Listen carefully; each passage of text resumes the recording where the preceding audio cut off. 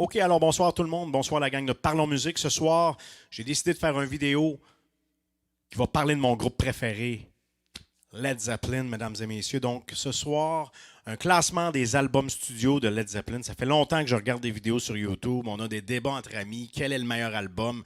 Et c'est souvent passionné parce que les fans de Led Zeppelin sont passionnés de leur groupe. Alors, moi, j'ai commencé à écouter du Led Zeppelin à 15 ans. Ça a été une révélation pour moi. Ça m'a embarqué dans la musique rock. Alors que c'était Nirvana, Pearl Jam, Soundgarden, Guns, Metallica, c'était la grosse tendance en 90-91. Eh bien, moi, j'ai plongé dans la discographie de Led Zepp. Et ça m'a entraîné dans les années 60-70 à vouloir découvrir Black Sabbath, Deep Purple, évidemment les Beatles et les Stones. Donc, évidemment, j'ai toujours aimé le rock contemporain aussi, mais dès les années 90, moi, j'étais vraiment plongé dans l'univers des années 60 et 70 beaucoup. Et Led Zeppelin a été, pour moi, la porte d'entrée dans l'univers du classic rock. Donc, ce soir, je vais faire un genre de classement des albums de Led Zeppelin. Par ailleurs, je dois vous dire que je les avais tous en cassette. Merci Columbia. Mais je m'en suis débarrassé récemment. J'ai obtenu des CD et je me suis récupéré en vinyle. Donc, voici mes albums de Led Zeppelin. Ils ne sont pas tout à fait jeunes, mais sérieusement, écoutez du Led Zeppelin en vinyle. Ça, c'est le 3. Voici le fameux 4. Écouter des albums de Led Zeppelin en vinyle, c'est fantastique. C'est une expérience vraiment trippante. Ici, j'ai Houses of the Holy. Et Physical Graffiti, c'est le dernier qui me reste à acheter là, en vinyle. Donc, je l'ai en CD. Et je l'ai aussi en streaming. Évidemment, on a nos applications de streaming traditionnelles, mais rien de mieux qu'un bon vieux vinyle pour apprécier Led Zeppelin. Donc, je vais commencer tout de suite par vous dire, j'ai un petit support visuel. Je ne vous parlerai pas pendant 15-20 minutes. J'ai un support visuel. Donc, si on regarde un peu, Led Zepp, écoutez, la fameuse photo devant leur avion de tournée de 73, c'est légendaire. Commençons avec quelques informations. Je vous dirais, Led Zepp, c'est pas juste un band qui a influencé le rock, mais ça a été un band aussi qui a eu un succès commercial indéniable. Regarde ici le top 5. Il est dans le top 5 des ventes d'albums aux États-Unis là, dans l'histoire. Donc, c'est pas peu dire. C'est un band qui a vendu énormément d'albums, tout en ayant très peu de succès commercial dans le sens, il n'y a pas de méga hits qui ont franchi le Billboard très pop, ok? Mais il y a quand même évidemment des hits dans le classic rock. Led Zeppelin est probablement l'un des bands qui en a le plus. Poursuivons. Avec un album que je suggère pour ceux et celles qui ne connaissent pas Led Zeppelin, qui veulent vraiment s'introduire à ça. Mothership, excellente compilation, ça fait la job. Allez sur votre streaming, votre site de streaming, vous allez l'avoir et puis ça fait la job entièrement. Vous avez les gros hits là-dessus et ainsi que les meilleures pièces. Mais pour un fan de Led Zeppelin, ça prend les albums, donc on va plonger là-dedans dans les prochaines minutes. Donc, quels sont les albums, justement? Ben, Led Zeppelin, c'est une discographie, une dizaine d'années, même pas 9 ans d'existence, et une discographie extrêmement bien remplie, riche, dense et très variée aussi. Donc, on a les deux premiers albums produits en 69, qui étaient très blues, c'était très, n'ayons pas peur des mots, c'était très blues rock, ok, très intense. Ensuite, on a en 70 Led Zeppelin 3, qui est évidemment un autre style, un peu plus acoustique. 71 Led Zeppelin 4 avec Stairway to Heaven. 73 Houses of the Holy, le double album de 75 Physical Graffiti. Ensuite, on a Presence en 76.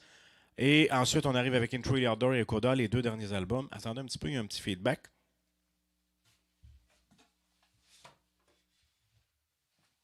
OK, alors poursuivons maintenant avec, justement, parmi ces albums-là, évidemment, il y a vraiment des ventes d'albums à noter. Là. Led Zeppelin 4, c'est vraiment le plus vendu. Vous voyez, là, c'est 37 millions d'albums.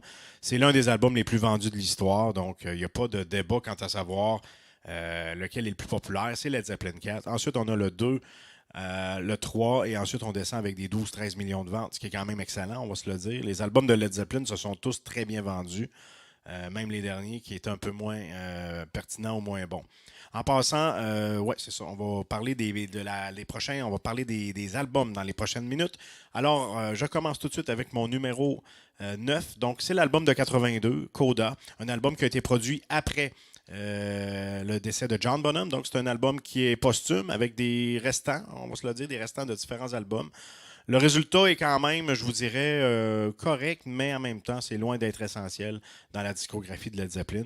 Si on regarde les chansons qu'on retrouve là, Sérieusement, We're Gonna Groove, excellente chanson, dans le vieux style Led Zeppelin de 69-70, qui a été fait en spectacle longtemps. Après ça, le reste du premier side, c'est mauvais. Excusez-moi, moi, je n'ai pas vraiment d'intérêt. Et de l'autre côté, on a Ozone Baby, Darling, c'est passable. Et Wearing and Tearing, une chanson presque punk qui a été faite dans le temps des années 78-79. Et très rapide, probablement la chanson la plus rapide du répertoire de Led Zeppelin. Donc, c'est peut-être la meilleure de l'album.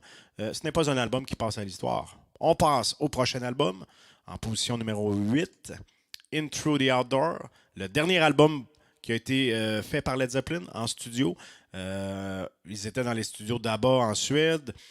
Jimmy Page est sous les problèmes de consommation. Robert Plant a perdu son fils en 1977. Donc, c'est un album qui est très centré sur John Paul Jones, les claviers, ainsi que Robert Plant.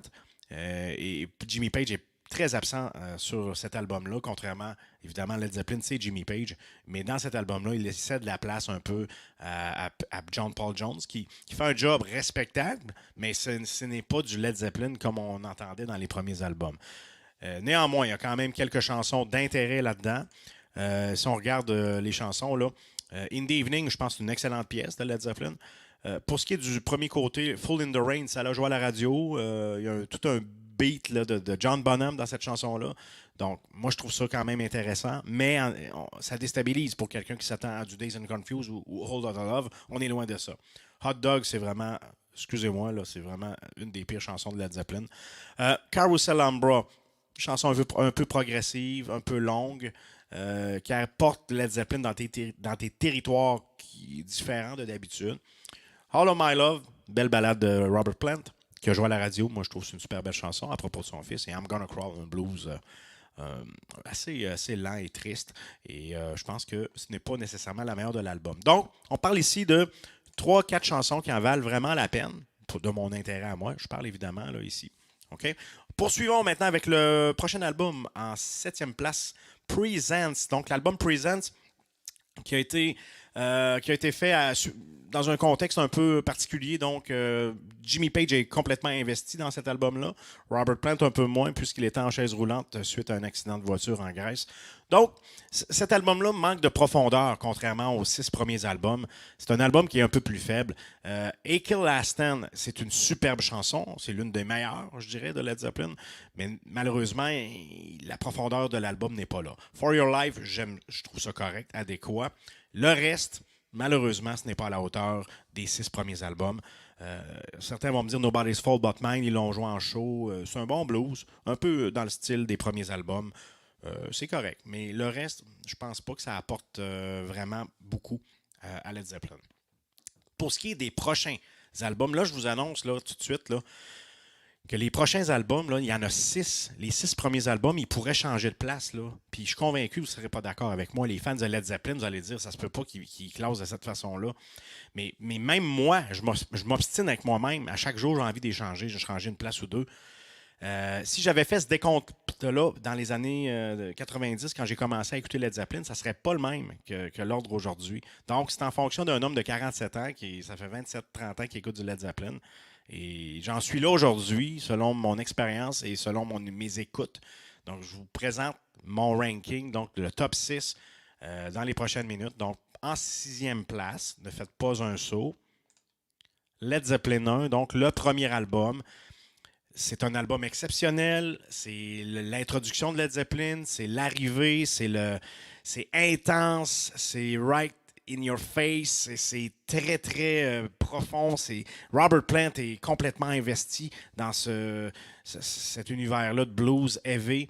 Jimmy Page aussi, avec plein de trucs qu'il a emprunté à gauche et à droite et qui met à la sauce Led Zeppelin. C'est un peu le défaut de l'album, c'est justement le fait qu'il y a peut-être beaucoup trop d'emprunts qui ont été pris dans d'autres univers, dont le blues, évidemment, et qui joueront des tours par après pour Led Zeppelin, qui seront poursuivis des fois. Puis tu sais, moi, je suis pas du genre à dire « Ah, ils ont copié », mais ils se sont vraiment un peu trop inspirés sans remettre les crédits aux gens concernés, entre autres Dazed and Confused.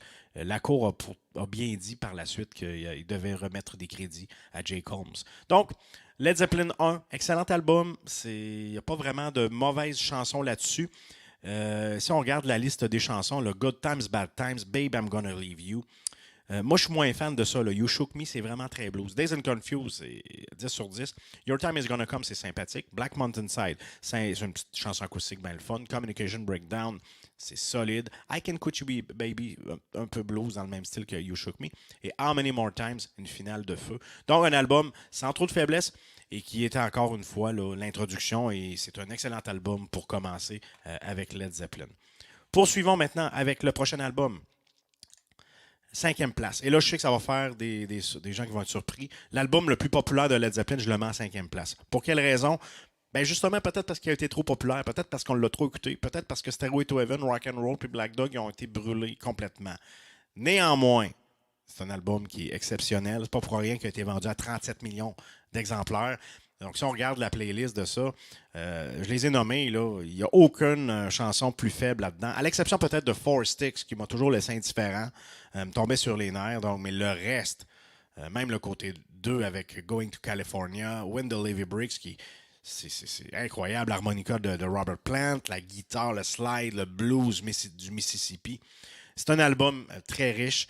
Et évidemment, c'est pas pour rien que ça a fini premier dans le ranking de la popularité. Stairway to Heaven, un immense classique, probablement l'une des chansons les plus populaires de l'histoire.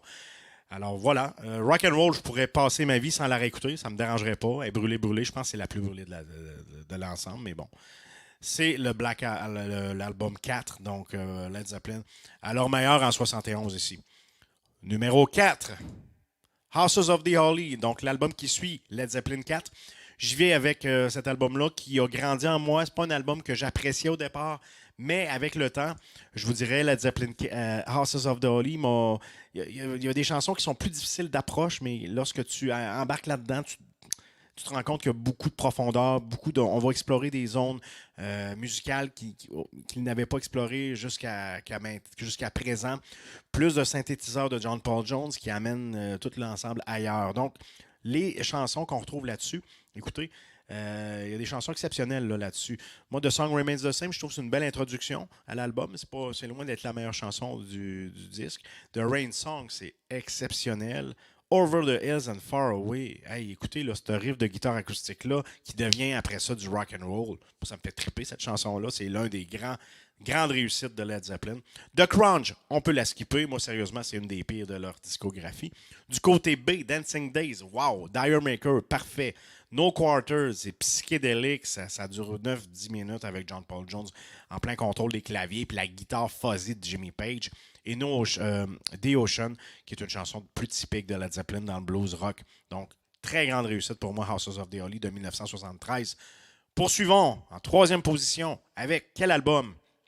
Led Zeppelin 2. Donc, celui qui suit le premier album, on est dans le même genre de musique, très heavy blues. Mais là, sérieusement, il n'y a aucune mauvaise chanson sur cet album-là. Je vous dirais, dans toute la discographie de Led Zeppelin, j'ai toujours une chanson là, que je dis, celle-là, je l'aime moins.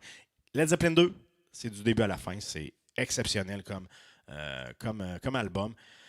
Whole Lotta Love, y a-t-il quelque chose à dire de plus là-dessus? What Is What and She'll Never Be, incroyable. Lemon Song, on est dans le blues, mais c'est très animal. Thank You, belle balade. Heartbreaker, Living Loving Mates, ça va ensemble, c'est génial. Ramble On, c'est incroyable. Moby Dick, le solo de drum de John Bonham. Et on termine avec Bring It On Home, qui est la chanson la plus, je dirais, c'est pas un hit, mais c'est aussi bon que Whole Lotta Love, sinon plus.